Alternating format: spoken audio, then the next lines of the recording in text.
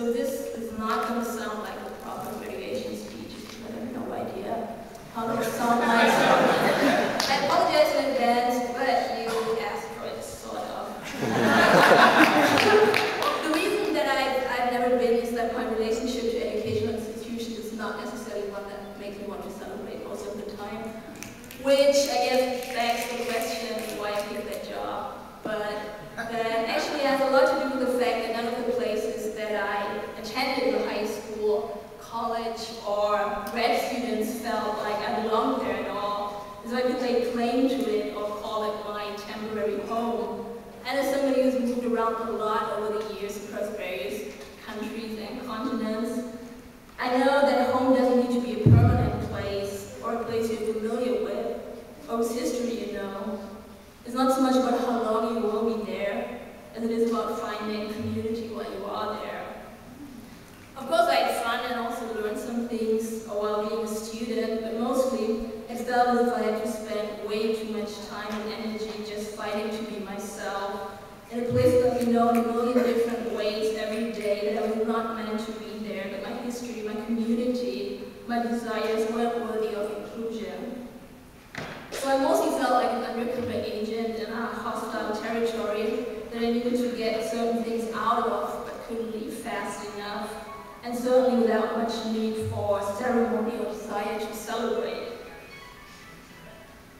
And of course, what I'm describing right now is very familiar to a lot of people, especially queer people, and in particular, queer people of color, who are very often the first to be silenced, expected to unite themselves for the greater good, and the last whose stories are being told, the last to receive credit for what they do.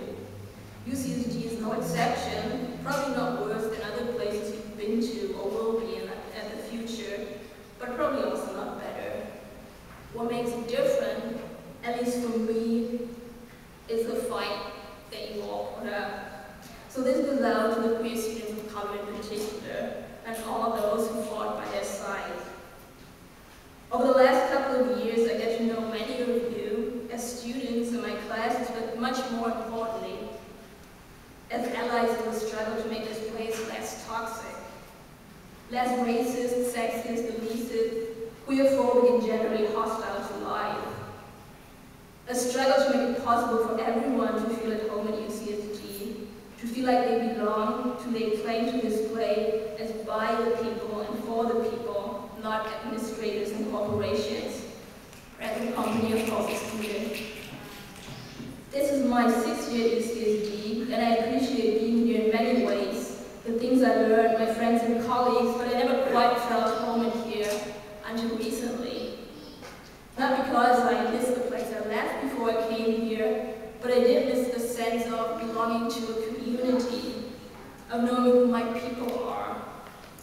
And I'm not talking about an organic, natural community that I left behind, but a wild mix of people, Black feminists, migrant activists, Muslim queers. I'm talking about having a clear sense of not only what you are fighting against, but who you are fighting for. Of people becoming a community because they fight together and often enough with each other.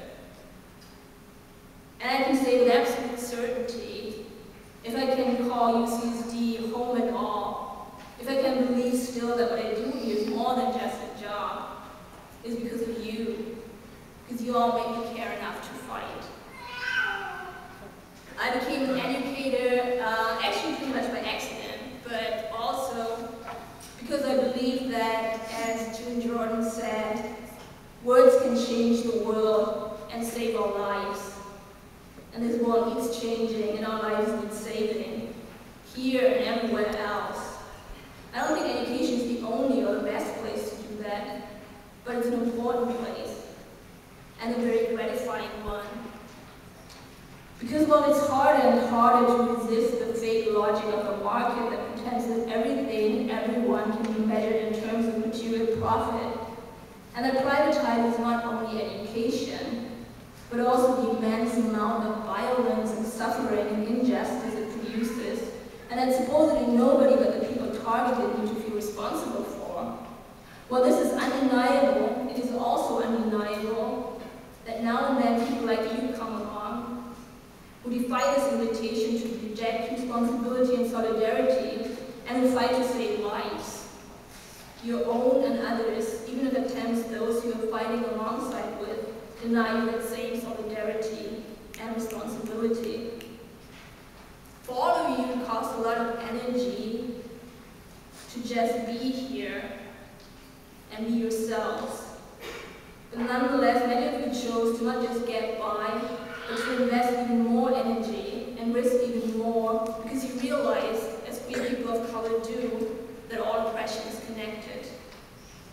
You are the living proof, to quote Jordan again, that we are not powerless.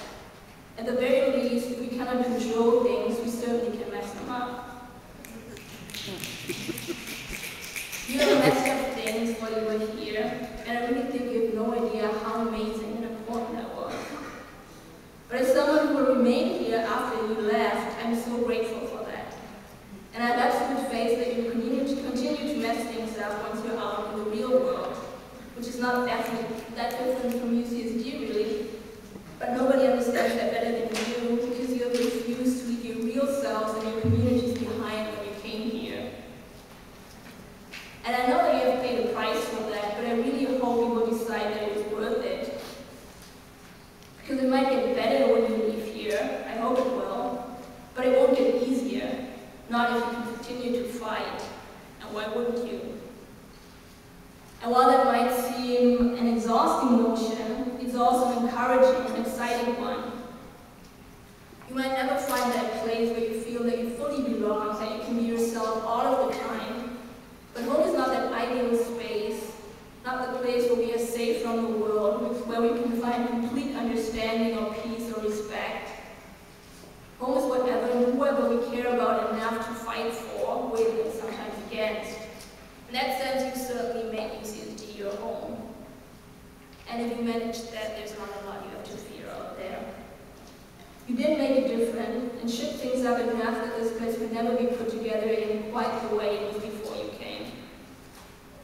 Things haven't changed as much as we wanted them to, not nearly, but this is neither the beginning nor the end.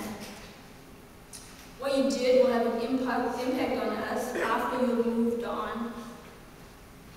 And it will have an impact on you, and I really believe it will make sure that you will find a home wherever you go from here.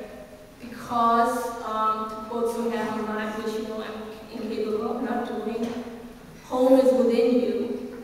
You carry everyone and everything you are with you wherever you go. Use your history as the road in front of you, the land beneath you. Paths are many, but essence is one and eternal. You're strong and amazing. I will really, really miss you. Thank you so much.